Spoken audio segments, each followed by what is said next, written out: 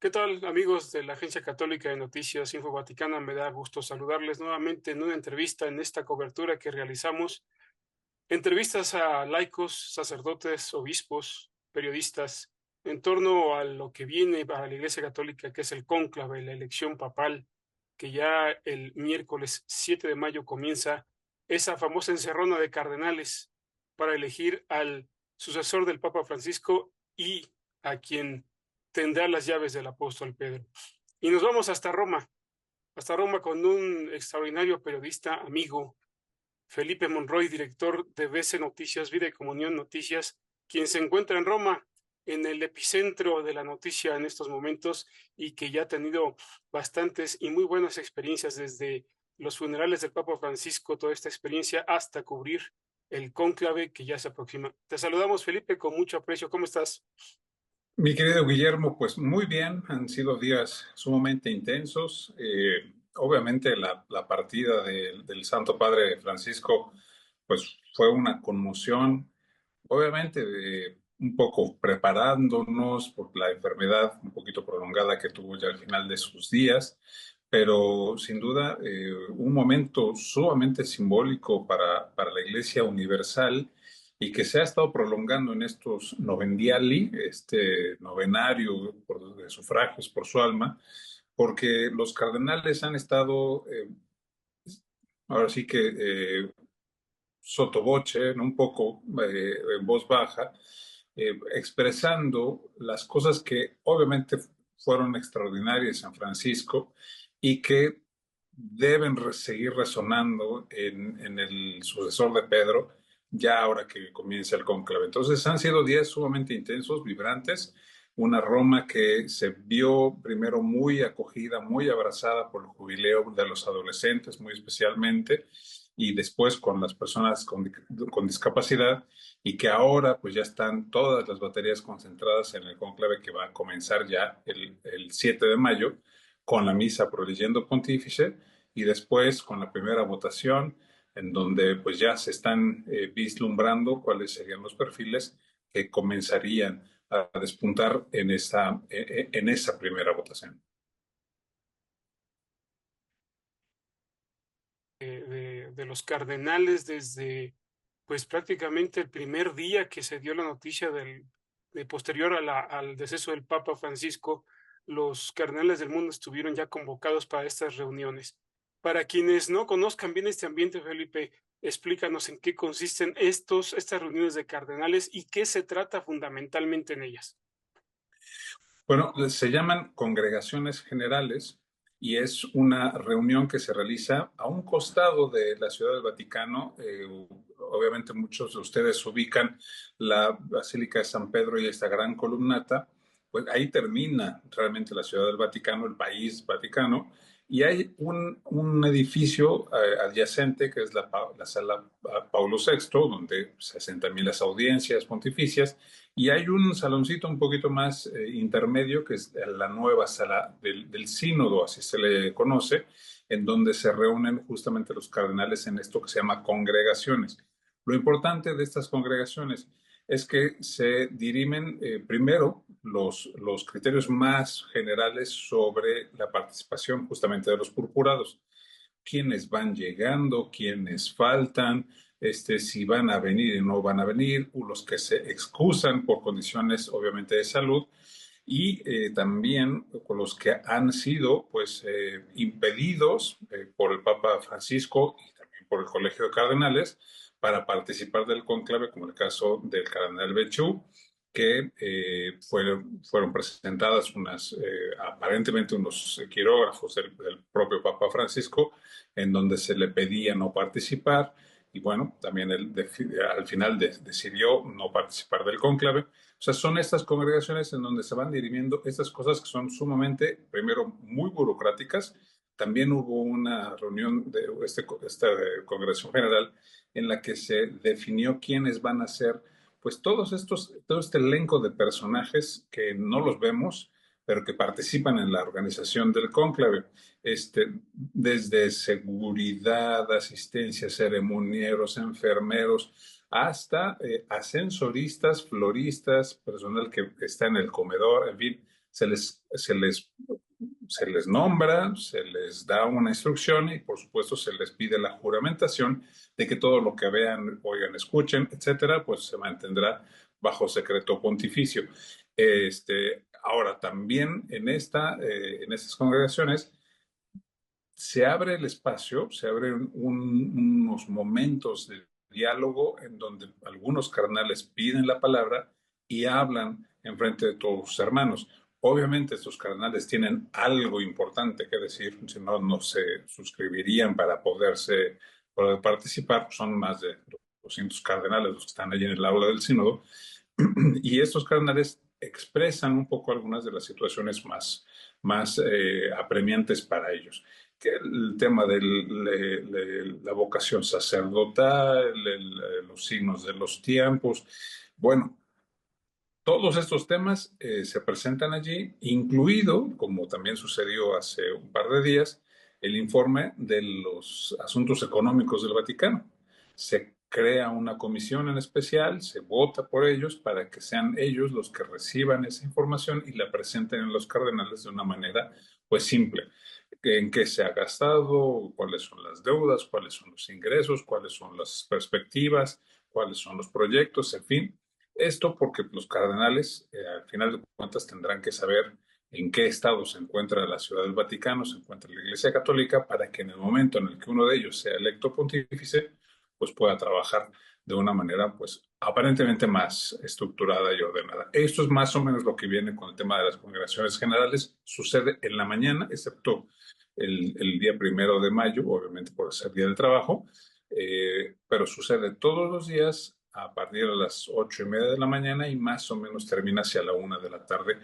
Y ya después los cardenales se preparan, bueno, después para comer y después para la celebración de las misas por el novenario del Papa Francisco.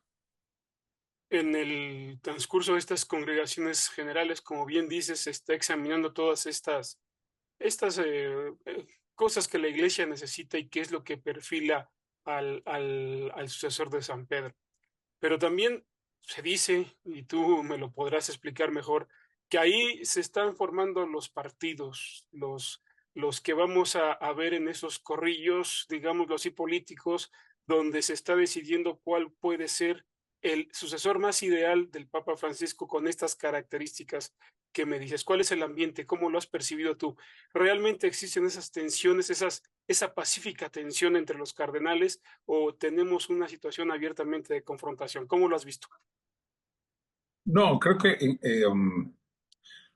hubo sí momentos ríspidos fuertes, el tema de confrontación, el caso del cardenal Angelo Becciu, que fue primero sancionado por el Papa, privándolo de algunos de los derechos o privilegios cardenalicios, y después fue con todo este famoso juicio del siglo por malversación de fondos, en fin, todo un drama, y fue sancionado para no ejercer cargos dentro de la Iglesia Católica por 5 años. Pues se presentó a estas congregaciones de los cardenales. Primero se presentó a los funerales, lo cual, pues, bueno, creo que todos entendieron que siendo cardenal, aunque no podía celebrar, pero bueno, se entendió un poco el gesto de participar en el funeral, pero no le iban a permitir justamente participar de estas congregaciones. Entonces sí fue un poco ríspido.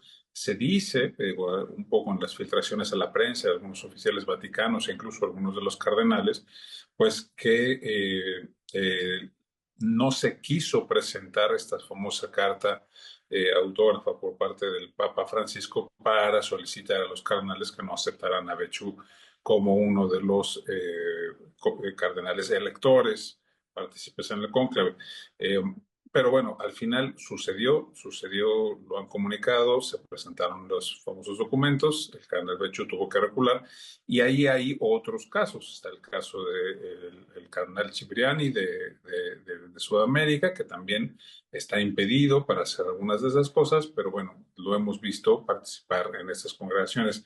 Entonces, sí hay momentos ríspidos sobre estas condiciones que son sumamente burocráticas, pero también algunos de los cardenales han insistido que sí es un momento muy singular en estas congregaciones, porque primero los cardenales que han se han amparado para poder hablar y expresar alguna idea ante sus hermanos cardenales, pues traen ideas, buenas o malas, pero traen alguna idea y las expresan con mucha claridad.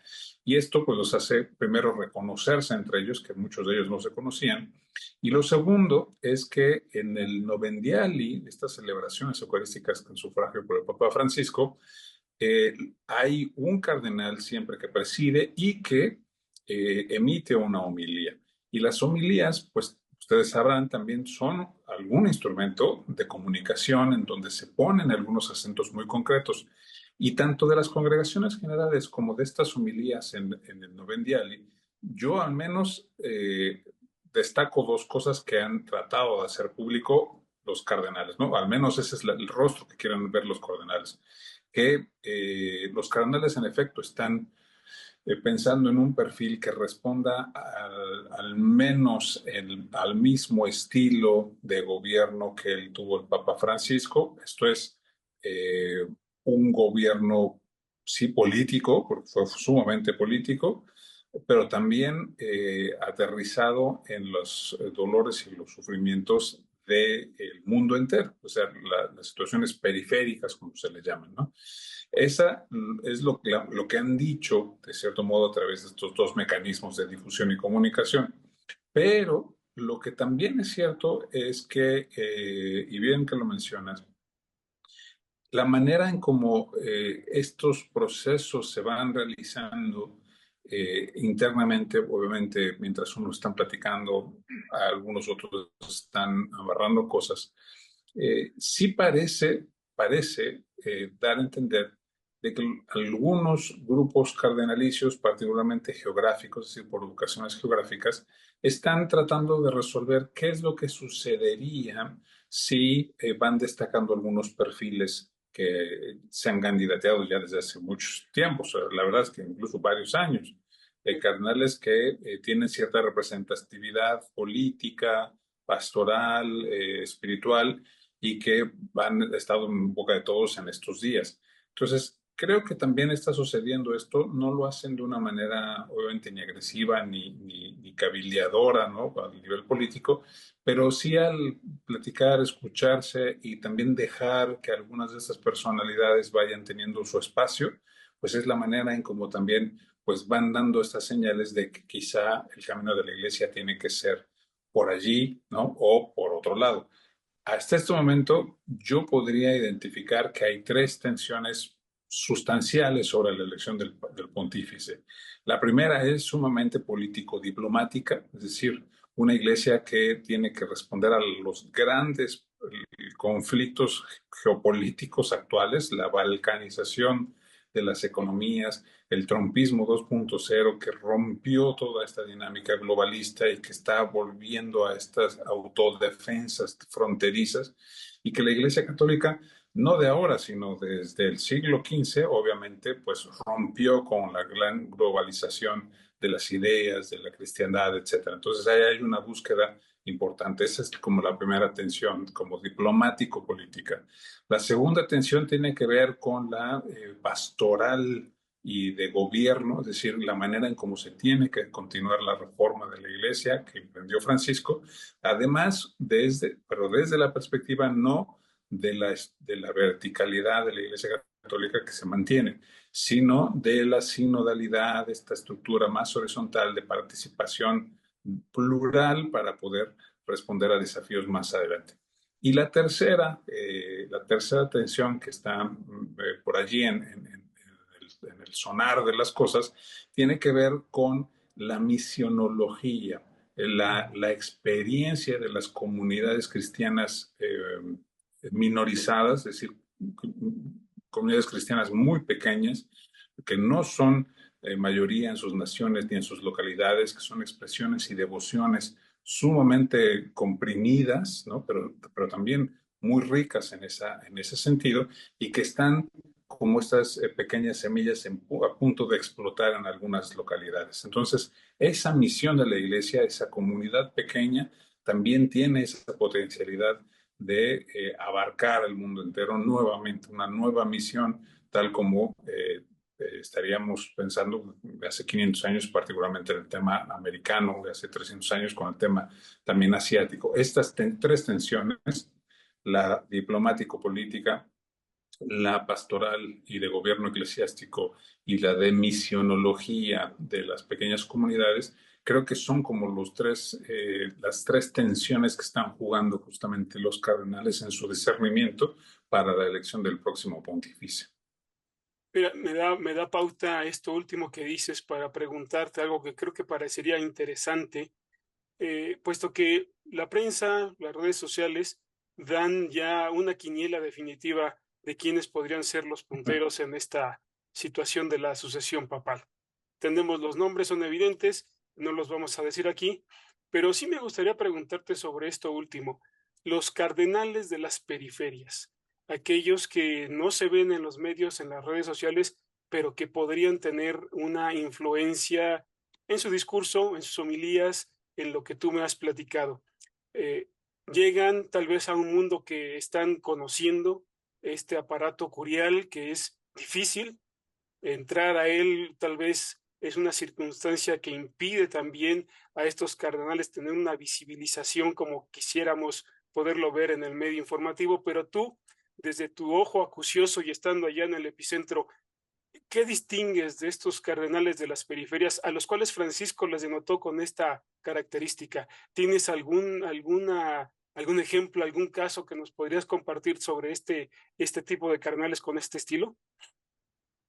Pues se nos escapa justamente a los periodistas porque sí de repente pasan algunos cardenales que pueden ser bueno, el cardenal Marengo de Mongolia o el cardenal de Tonga o cardenales, en fin, de lugares que en nuestra vida hemos escuchado, que no conocemos el idioma materno de los pueblos a los que ellos representan, que no sabemos cómo son sus devociones particulares dentro de su cultura y su cosmogonía.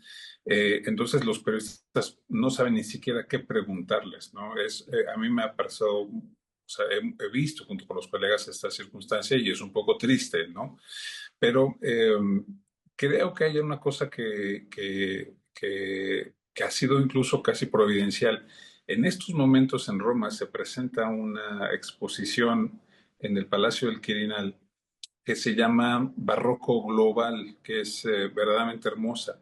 Habla sobre cuáles son todas estas riquezas del mundo entero que de una u otra manera se vieron representadas en la capital del mundo, que era Roma, ¿no? O que sigue siendo Roma, lo estamos viendo en estos momentos. Pero esta exposición inicia con una cosa que verdaderamente a mí me causó estupor. Comienza con la historia de un embajador de Ghana,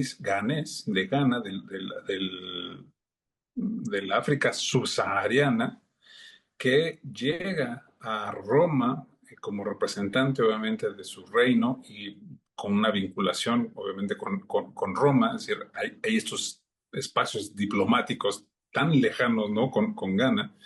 El pobre hombre, este embajador, sale de su patria, eh, hace un viaje de varios meses, llega a Portugal. Antes de llegar a Portugal es asaltado por unos piratas holandeses. Después es encarcelado en España por considerarlo un traidor y, en fin, por muchas cosas, un extraño, ¿no? Un migrante raro. Obviamente este personaje queda allí muy traqueteado, lo enferman por encierro, lo agreden, en fin, mil y un peripecias. Al final de estos 3 años logra salir y todavía acude a Roma a visitar, a presentarse como el representante de su país, ¿no? De Ghana, de su rey subsahariano. Y la historia le conmueve particularmente al Papa Paulo V.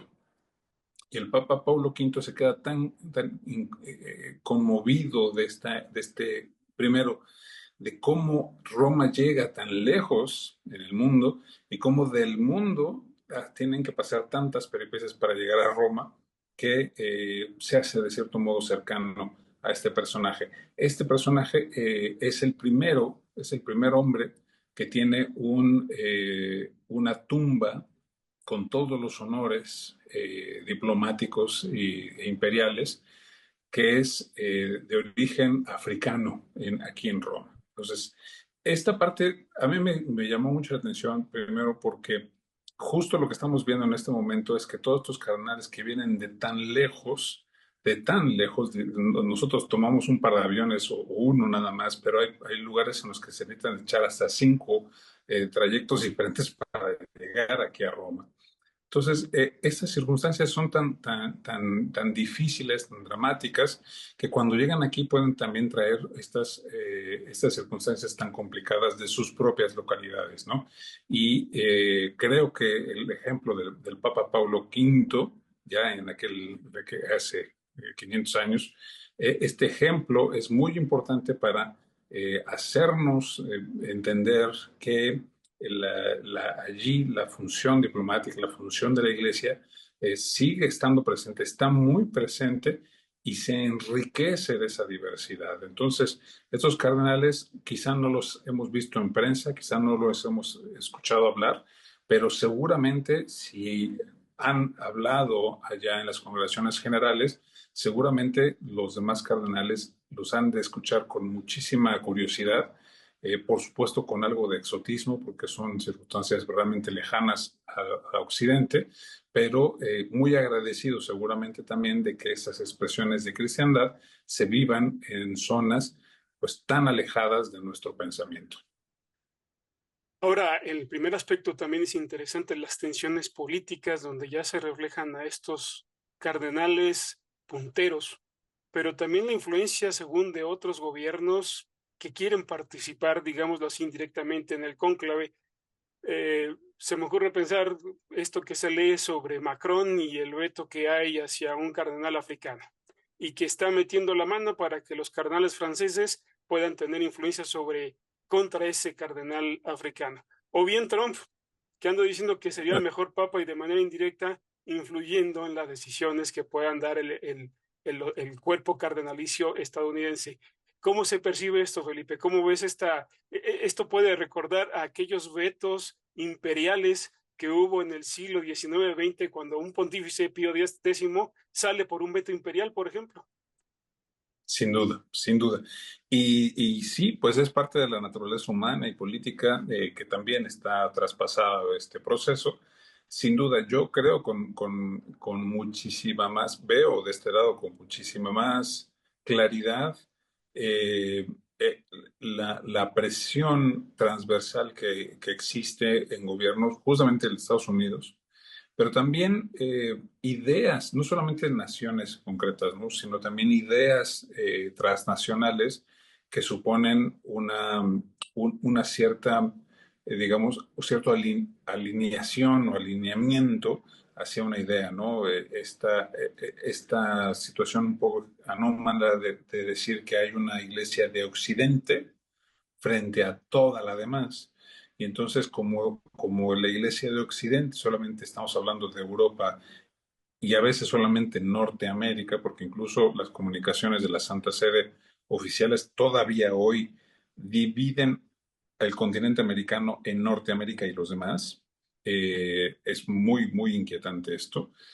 Obviamente es como mencionar que si se llega a algún acuerdo Europa-Estados Unidos, que no ha ocurrido obviamente en la geopolítica en los últimos años, pues entonces se remediará el mundo por entero. Y yo creo que son justamente lecturas equivocadas, trasnochadas, del imperialismo más rancio que se tiene y que sobrevive, pero además en una circunstancia y en un contexto en el que, pues lo hemos visto, ¿no? Las economías ya no trabajan en este sistema de grandes imperios, sino que si no colaboran globalmente, solidariamente, pues cada vez están más sometidas a graves problemas. ¿Qué pensar, Felipe, de estas situaciones y estas tensiones en el aspecto espiritual? Muchos católicos esperan un estilo renovador pero también hay una tensión fuerte en el estilo espiritual de la iglesia porque estos progresistas no son bien vistos por aquellos que tienden a una tradición más firme, fuerte y sobre todo regresar a aspectos que tal vez estén superados en la tradición en cuanto a la práctica litúrgica, por ejemplo. ¿Qué pensar de esto? ¿Qué esperar de este cónclave en este sentido de la espiritualidad de la Iglesia Católica? Estamos sin duda en un parteaguas, pienso yo, que podría asemejarse a esta bifurcación que hizo el Concilio Vaticano II. Sí, aunque tengo que decir que uno de los momentos más sensibles de la misa exequial del Papa Francisco acá en Roma fue justamente el cierre Ujú, de la ceremonia en donde los representantes de las iglesias católicas orientales pues realizan estos cantos tan profundos, tan llenos justamente de significados. El canto litúrgico y en este caso la oración cantada, cada una de las palabras tiene un sentido que hace vibrar a la población, que hace vibrar al fiel, incluso aunque no comprenda el idioma en el que está expresado. Esto creo que sí es una de las cosas que ha simbrado a algunos de los cardenales, eh, porque en efecto, si se siguen las lógicas del imperialismo, es decir, eh, nuevamente lo voy a decir, la oficina de comunicación de la Santa Sede en estos momentos sigue pecando del grave problema de pensar que el mundo o habla inglés o habla italiano y no producen mucho más contenido fuera de esos dos idiomas. Eh, por supuesto, de repente lo hacen en francés y de repente lo hacen en español, pero obviamente cuando uno voltea a ver a los 4.000 periodistas registrados que estuvieron en el tema de los funerales de Francisco, más los que se vayan a juntar en el resto de la semana frente al cónclave, obviamente no se puede limitar justamente la expresión de la palabra a una sola manera imperialista de ver esta expresión, ¿no? Entonces, en el sentido espiritual, creo que tiene mucho sentido encontrar la voz que le ha hablado al mundo entero, ¿no? Expresiones, por supuesto, como la misa en latín, que le hablaron al mundo entero. Expresiones devocionales, tradicionales, sumamente inquietantes, que le hablaron y convirtieron al mundo entero. De hecho, creo que el gesto tiene muchos sentidos, lo del Papa Francisco de haber elegido su tumba en Santa María la Mayor, muchas razones, no solamente esta que es un poquito medio cursilona de pues soy muy devoto y ya, no, creo que hay muchas razones detrás.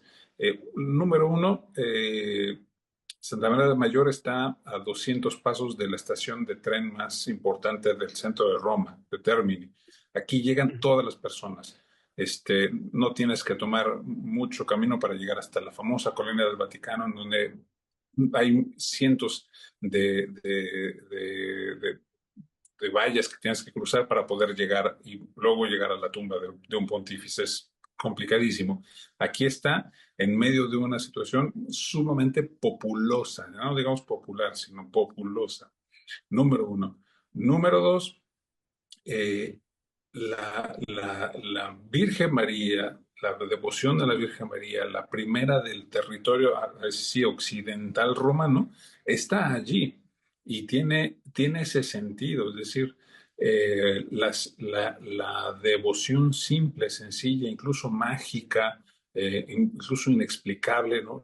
La imagen que hizo el apóstol Lucas, que la pintó, pero no la pintó con pincel, sino la pintó con palabras describiéndolo. Bueno, es todas estas historias que tienen esta parte mística importantísima, creo que necesitan ser reforzadas y no solamente porque cuenten o cuentan la historia de la salvación, sino que son parte de la historia de la salvación de los cristianos alrededor del mundo. Entonces, sin duda, creo que uno de los temas importantísimos en la última de las tensiones que te decía de la misionología, creo que está traspasada justamente por esa espiritualidad de misión, ¿no? Una espiritualidad que no avasalla, que no lleva todas sus maletas con todas sus devociones y con todas las normas para enseñar cómo ser un cristiano en una región, sino que con esa espiritualidad de misionero se llega a esa región y se aprende a vivir cristianamente con ellos,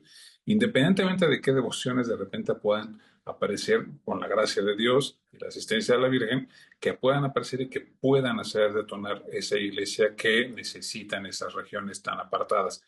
Creo que sí, sin duda, esta parte espiritual no la debemos tomar por descontado porque también y creo que quizá en lo profundo, son las expresiones menos políticas, más naturales y más antropológicamente trascendentales que tiene el ser humano para religarse con Dios y con la vida eterna, al final de cuentas. Algunos ven en esta lectura de la elección del próximo papa que si tenemos un papa demasiado conservador, volveríamos a puntos donde la iglesia estaría sucumbiendo, estaría ya fuera del ritmo de la historia. Esto me parece un tanto extremo, no sé cómo lo veas. ¿Estaríamos en un punto así de no tener un punto de retorno si hay un cardenal electo papa que sea, digámoslo así, conservador?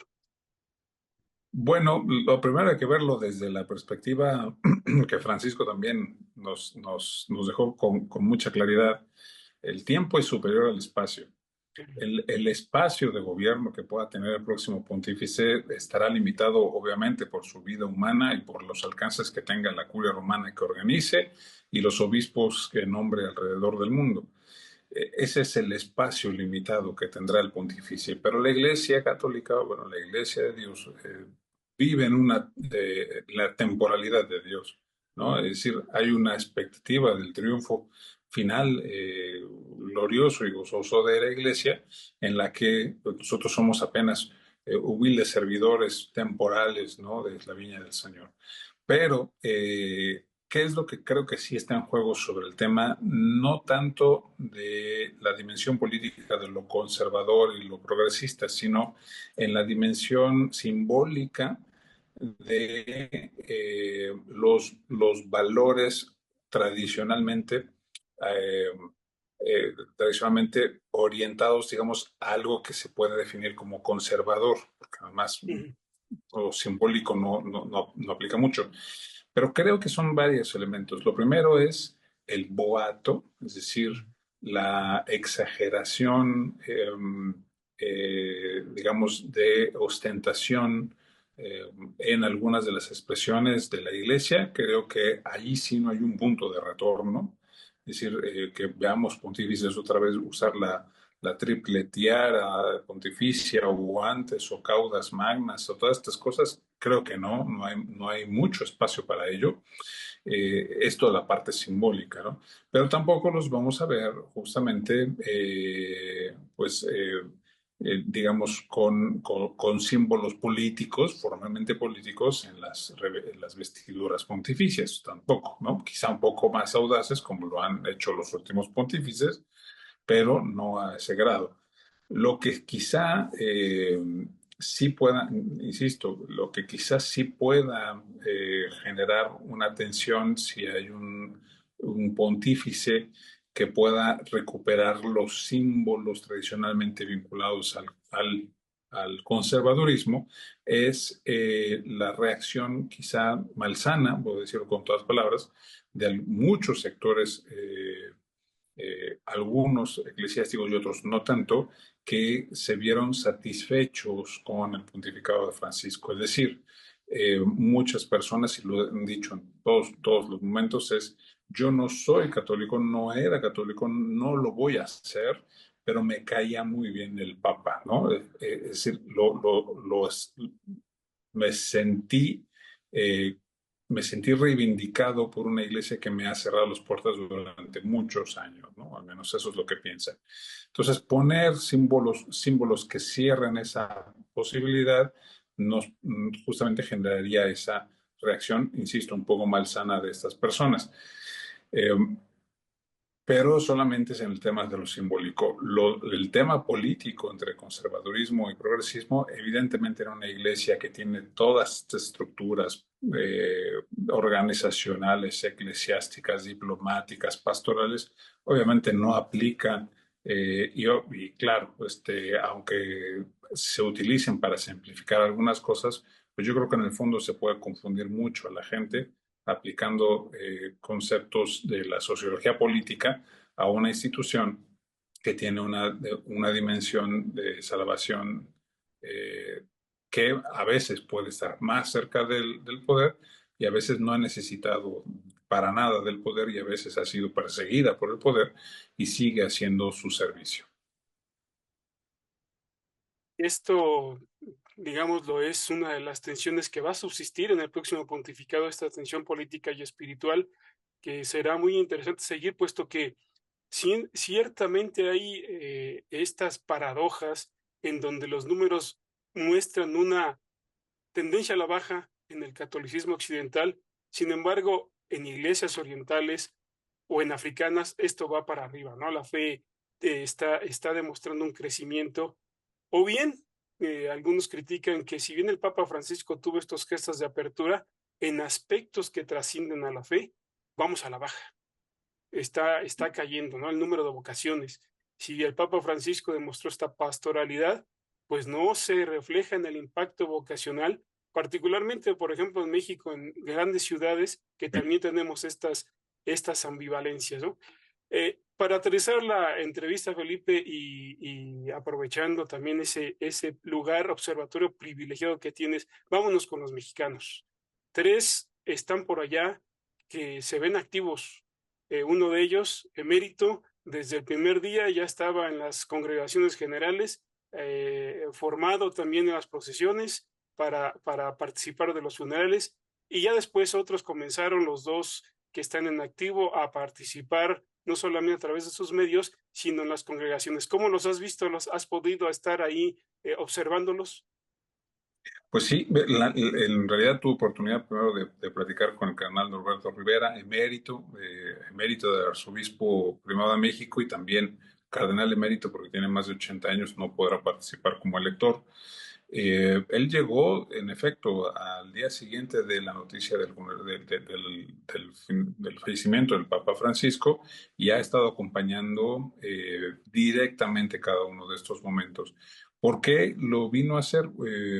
Él lo ha manifestado en otras ocasiones, quizá no había mucha cercanía o incluso mucha simpatía con algunos de los planteamientos que hizo el Papa Francisco en su pontificado, pero el cardenal Norberto ha manifestado siempre ser un fiel hijo institucional de la Iglesia Católica y así lo ha manifestado N cantidad de veces. Incluso cuando allá en México falleció el cardenal Sergio Beso, pastor de Veracruz, eh, era evidente y era muy notorio que en el pasado habían tenido grandes confrontaciones el cardenal Norberto Rivera con el cardenal Sergio Beso, y sin embargo el cardenal Norberto fue de las pocas personas que acudió justamente también a las exequias y los funerales de su hermano cardenal, y así lo dijo: estoy aquí porque es mi hermano cardenal y seguramente por eso también está aquí, porque era su padre pastor,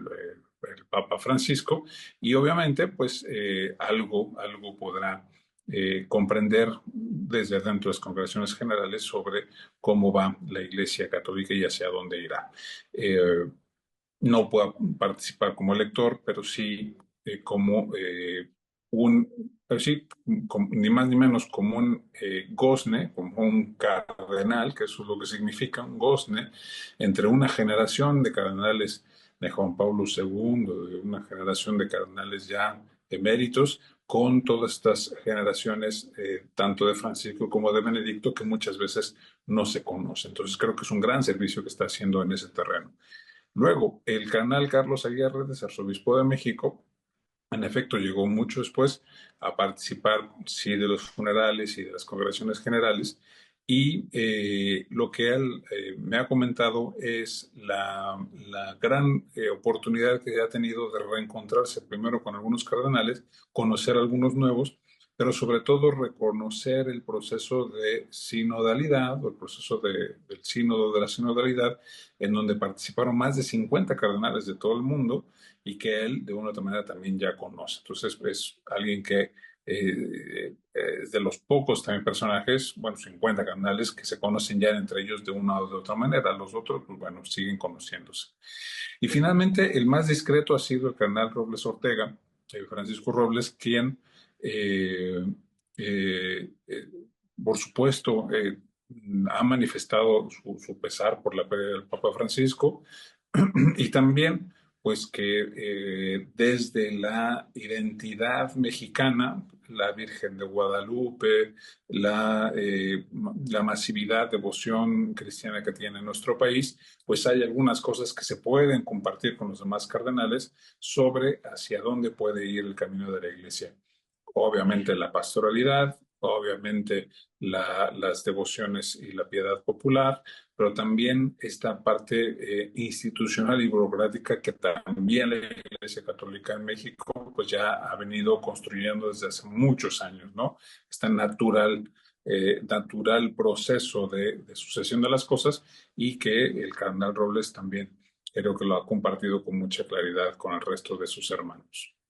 Ahora, no olvidemos que tanto Robles como Aguiar pues ya están viviendo un tiempo extra en sus ministerios episcopales. Ellos están pasando los 75 años y también es un proceso donde ellos estarán en una situación delicada, por decirlo así, ¿no? En la próxima sucesión papal, cómo ver su ministerio pastoral. Y esto lo podríamos dejar para otra ocasión para observar en este sentido. Felipe, una última Pero pregunta. dices algo bien, tienen que caerle bien al próximo papa, porque en efecto, pues puede solicitar rápidamente su ministerio. Efectivamente, y eso es algo que deberán observar de una manera muy puntual y delicada ambos cardenales. Sin duda. Una última pregunta, y esto aprovechando tu experiencia personal. ¿Has acompañado a un pontífice en viajes de prensa, por ejemplo, Benedicto XVI, a quien le has preguntado? Por ahí hicimos un libro donde Sí, escribiste sobre esa experiencia. También has estado conociendo esa entramada vaticana, si no me equivoco, entrevistaste alguna vez por ahí, o platicaste más bien con el cardenal Parolín, si sin no duda. tengo mal el dato. Y también has seguido de cerca al ministerio del Papa Francisco. Como periodista, como hombre de esta fuente religiosa, eh, tu perspectiva, ya de una forma también como creyente, hacia la iglesia del futuro. Eh, yo me sentí fuertemente inspirado por Francisco desde el primer momento. Sin duda, creo que el lenguaje ayudó mucho, es decir, hablar en español tiene su sabor, su riqueza y también justamente hizo que fuese mucho más fácil el contacto, digamos, con un pastor. Hacia dónde creo que puede y sigue yendo la iglesia, no solo porque yo lo diga, sino porque al final son las voluntades de muchísimas personas. Eh, Sigue tratando de resistir una dinámica de expolio histórico, es decir, eh, la manera en cómo se ha utilizado el poder político y poder económico, incluso el poder espiritual, ha sido de una devastación terrible sobre muchas de las realidades humanas. Ahora, no es tanto que se hayan acabado culturas o deidades, o no, sino se ha quitado un poco la esperanza de la gente a confiar que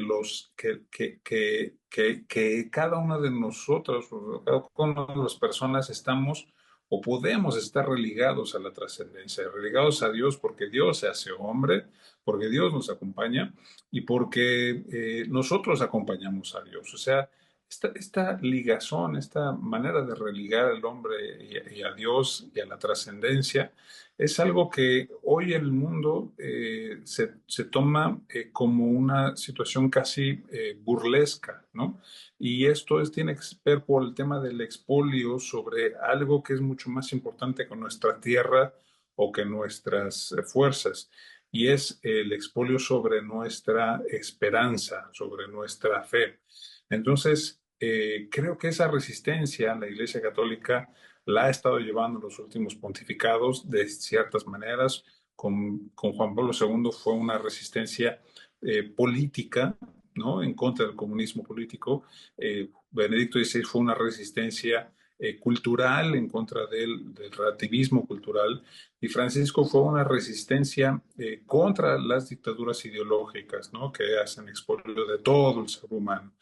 ¿Qué es la resistencia que tendrá la Iglesia Católica con el próximo pontífice? No lo sé, pero creo fundamentalmente que frente a estos